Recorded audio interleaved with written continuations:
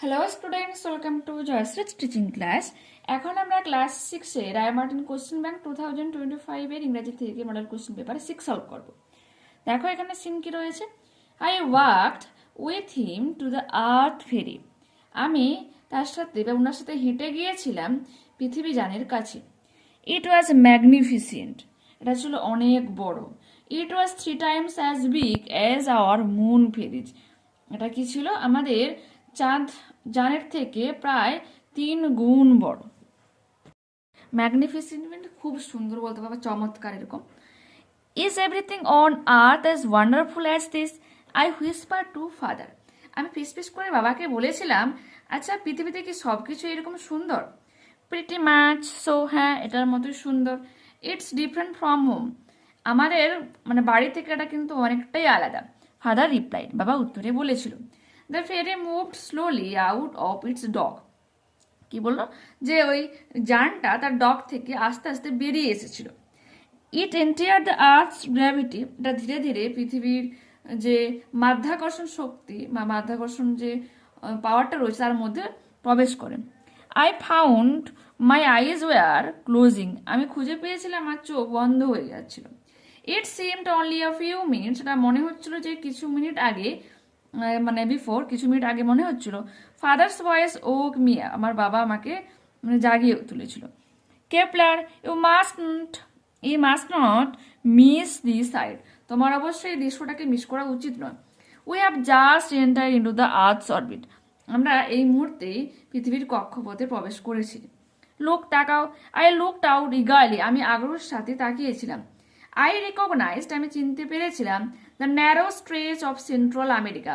আমেরিকার মধ্য আমেরিকার সরু অংশটাকে আমি চিনতে পেরেছিলাম। Then the majestic Atlantic beneath us. তারপরে কি ছিল? সেই মুগ্ধকর Atlantic. The planet's all water. I gasped. আমি অবাক হয়ে বিশ্বের সঙ্গে বলেছিলাম, এই গ্রহটা তো পুরো জলে ভর্তি। 7/10 of it are. Father agreed. বাবা রাজি হয়ে বলেছিল, হ্যাঁ প্রায় 70%। ঠিক আছে, দেখো। আচ্ছা, ওয়ার্ল্ড দ্যাট ওয়াজ 7/10 ওয়াটার। বলছে একটা পৃথিবী প্রায়, হ্যাঁ তোমার 70% প্রায় জল। অন মুন, চাঁদে, water was harder to get than oxygen. চাঁদে তো অক্সিজেনের থেকে জল পাওয়াটাই কষ্টকর। We had to pay for every ounce of it. প্রত্যেকটা আউন্সের জন্য আমাদেরকে জল মানে টাকা পে করতে হয় প্রত্যেক জলের জন্য। Washing was the luxury. বলে যে ধৌত করা, হ্যাঁ কোনো কিছু ধোয়া তো একটা লাক্সারি ব্যাপার স্যাপার ওখানে। And drinking a special delight. এবং পান করাকে একটা স্পেশাল মানে একটা আনন্দর মুহূর্ত বলে মনে করা হয়। I had grown up thinking water was the most precious thing in the universe. আমি তো এইরকম ভাবে বা এইরকম চিন্তা ভাবনার সঙ্গে বড় হয়েছি, পৃথিবীতে সব থেকে মূল্যবান হচ্ছে কি? জল। Now I could see that the earth was covered with it. কিন্তু আমি এখন তো দেখতে পাচ্ছি পুরো পৃথিবীটা এখানে জলেই পূর্ণ। T for true and F for false statements. Provide supporting sentences. ঠিক আছে, কি রয়েছে? There is hardly any water on the earth. বলছে পৃথিবীতে জল পাওয়াটা খুব কষ্টকর, মানে খুব কম পরিমাণে জল পাওয়া যায়। কি হয়ে যাবে? False. The planet's all water. I gasped. Question number 2 কি বলেছে? Kepler found his eyes were closing when they enter into the earth's orbit. যখন তারা পৃথিবীর কক্ষে প্রবেশ করেছিল তখন কেপলার খুঁজে পাচ্ছিল তার চোখ বন্ধ হয়ে যাচ্ছিল। এটা হয়ে যাবে true. It enter the earth's gravity. I found my eyes were closing. ঠিক আছে, answer the following questions. Why was Kepler surprise to see the earth covered with water? বলেছে কেপলার কেন এত অবাক হয়েছিল পৃথিবীতে, মানে পৃথিবীতে এত জলপূর্ণ অবস্থা দেখে। ঠিক আছে, অন মুন, চাঁদে, water was harder to get than oxygen. বলছে চাঁদে হচ্ছে তোমার অক্সিজেনের থেকে জল পাওয়াটা অনেক বেশি কষ্টকর বা প্রবলেম হয় সেখানে জল পেতে। They had to pay for every ounce of it. প্রত্যেক আউন্সের জন্য সেখানে পে করতে হয়। That's why Kepler was surprise to see the earth covered with water. আর এটা দেখে কেপলার অবাক হয়ে গিয়েছে যে কিভাবে মানে পুরো পৃথিবীটা জলে ভর্তি রয়েছে। ইট ওয়াজ ম্যাগনিফিসিয়েন্ট। এটা খুবই সুন্দর।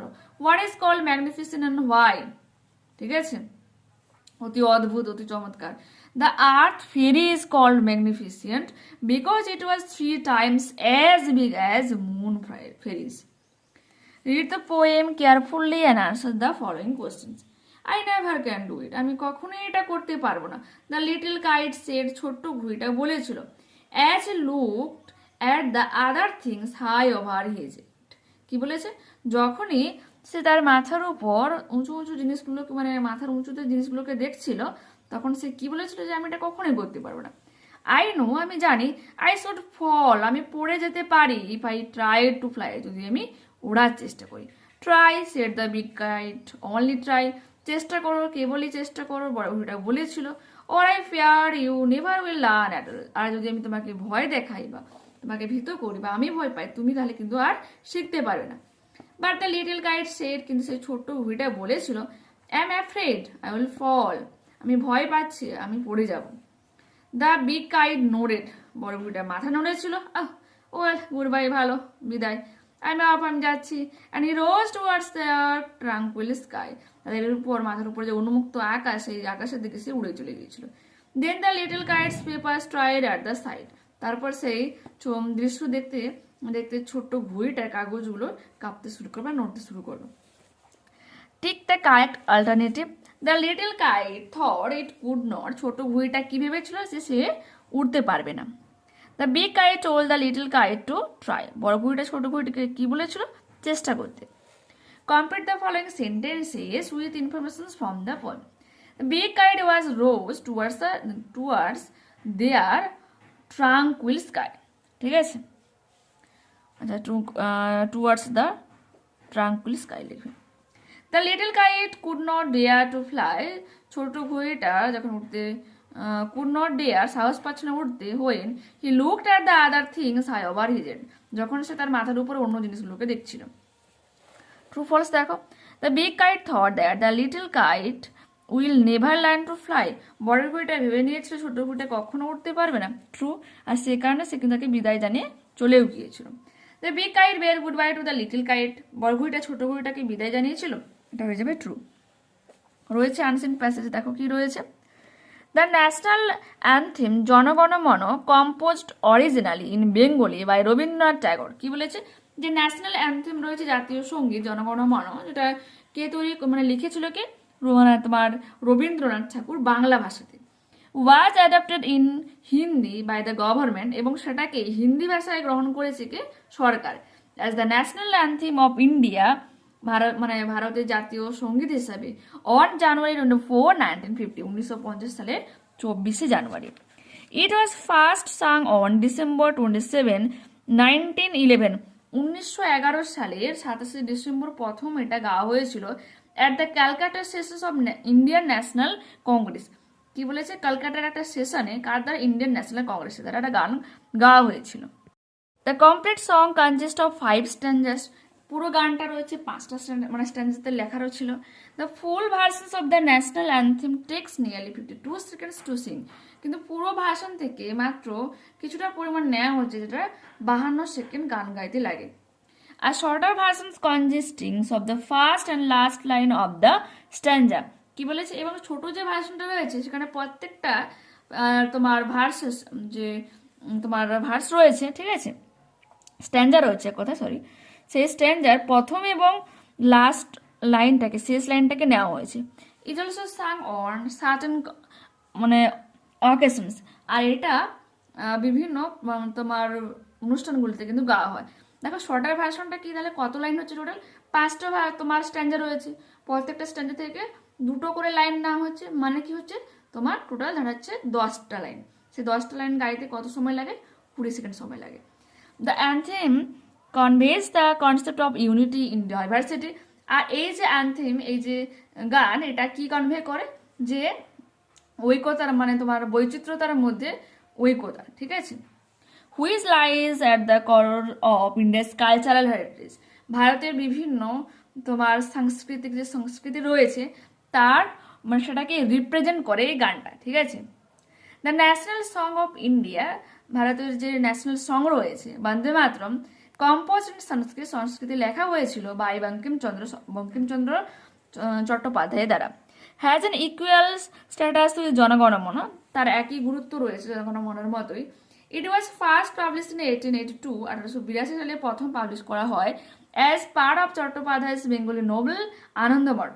ঠিক আছে, আনন্দমঠ বেঙ্গলি যে নোবেল রয়েছে সেই আনন্দমঠ থেকে এটা নেওয়া হয়েছে। It was sung first in the 1896 sessions of Indian National Congress. ঠিক আছে, ইন্ডিয়ান ন্যাশনাল কংগ্রেসের একটা সেশনে 1896 সালে প্রথম এই বন্দে মাতরম গানটা গাওয়া হয়েছিল। It is an ode to the motherland. ঠিক আছে, এটা হচ্ছে এক ধরনের পোয়েম, ওড এটা এক ধরনের পোয়েম।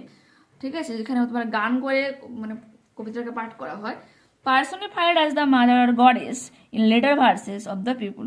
পরবর্তীকালে এটা মেনলি মানুষজনের দ্বারা যে মানে মা দেবীকে উৎসর্গ করা হয় এই হিসাবে পরবর্তীকালে এটা চেঞ্জ হয়েছে। ঠিক আছে, complete the following sentences with information from the passage. জনগণ মন ওয়াজ ফার্স্ট সাং ইন 1911। 1911 সালে প্রথম গাওয়া হয়েছিল এই Janagana Mana. The song which has the equal status with the national anthem is Bande Mataram. Inverted কমার মধ্যে রাখবে। Bande Mataram is an ode to the motherland personified as the mother goddesses in later verses of the people. এটা আমরা করে নেব, এর দাগের 3 এর উত্তর এটা। ট্রু ফলস দেখে নাও। Rabindranath composed both national anthem and the national song of India. False হয়ে যাচ্ছে কারণ কেবলমাত্র তোমার ন্যাশনাল অ্যান্থেমটাই গিয়েছিলেন। দ্য কমপ্লিট সং অফ জনগণ মন কনজিস্ট অফ 5 স্ট্যান্জাস। জনগণ মন সেটা কি 5টা স্ট্যান্জা দিয়ে মানে লেখা ছিল, হয়ে যাবে কি ট্রু। বন্দে মাতরম ওয়াজ সাং আর্লিয়ার দেন জনগণ মন। ইয়েস, ঠিক আছে। 1911 সালে তোমার জনগণ মন গান গাওয়া হয়, আর 1896 সালে গান গাওয়া হয় কি বন্দে মাতরম। তো এক্ষেত্রে এটা ট্রু হয়ে যাচ্ছে। আনসার দ্য ফলোইং কোশ্চেন্স দেখে নাও। Who wrote the national song of India? Bankimchandra Chattopadhyay wrote the national song of India. When it was first published and where? It was first published in 1882 in his Bengali novel Anandamath. ঠিক আছে, তার হচ্ছে আনন্দ মানে বাংলা যে Nobel রয়েছে আনন্দমঠ, সেখানেই প্রথম পাবলিশ করা হয়। In which language India's national anthem is originally written? India's national anthem is originally written in Bengali, বাংলাতে লেখা হয়েছিল। The anthem, আচ্ছা, what does the anthem convey? কি কনভে করে? The anthem conveys the concept of unity in diversity which lies at the core of India's cultural heritage. ঠিক আছে, ঐতিহাসিক যে স্থান রয়েছে, সাংস্কৃতিক যে স্থানগুলো রয়েছে, হ্যাঁ সেটাই কিন্তু ব্যক্ত রয়েছে। বিভিন্ন প্লেসের নাম দেবা তুমি গানের মধ্যে পেয়ে যাচ্ছ। গ্রামার এন্ড ভোকাবুলারি দেখো। fill in the blanks with the verbs in agreement with their subject. Everyone is present today in the class. প্রত্যেকে উপস্থিত রয়েছে ক্লাসের মধ্যে, ইজ প্রেজেন্ট হয়ে যাচ্ছে। Neither his father nor his mother is alive. হয় নয় তার বাবা নয় তার মা বেঁচে রয়েছে, মিনস কেউ বেঁচে নেই, তো ইজ হয়ে যাচ্ছে এখানে। ঠিক আছে, right what kind of sentences the following are? Alas we have lost the match. বলছে হাই আমরা ম্যাচটা হেরে গিয়েছি। এক্সক্লেমেটরি সেন্টেন্স হয়ে যাচ্ছে। Did you not hear the bell? তুমি কি ঘন্টার আওয়াজটা শুনতে পাওনি? হয়ে যাবে কি ইন্টারোগেটিভ সেন্টেন্স। কোশ্চেন মার্কটা রয়েছে প্রশ্নসূচক বাক্য। Add prefix or suffix to the following words to form opposites. Opposite বানানোর জন্য তোমাকে প্রেফিক্স অর সাফিক্স অ্যাড করতে হবে। প্রেফিক্স বসে শব্দের শুরুতে আর সাফিক্স বসে শব্দের শেষে। এক্ষেত্রে দুটোতেই আমরা প্রেফিক্স ইউজ করেছি। হ্যাপি, অপোজিট করলাম আনহ্যাপি। Regular, irregular. ঠিক আছে, নিয়মিত অনিয়মিত। হ্যাপি মানে সুখী আর আনহ্যাপি মানে অসুখী।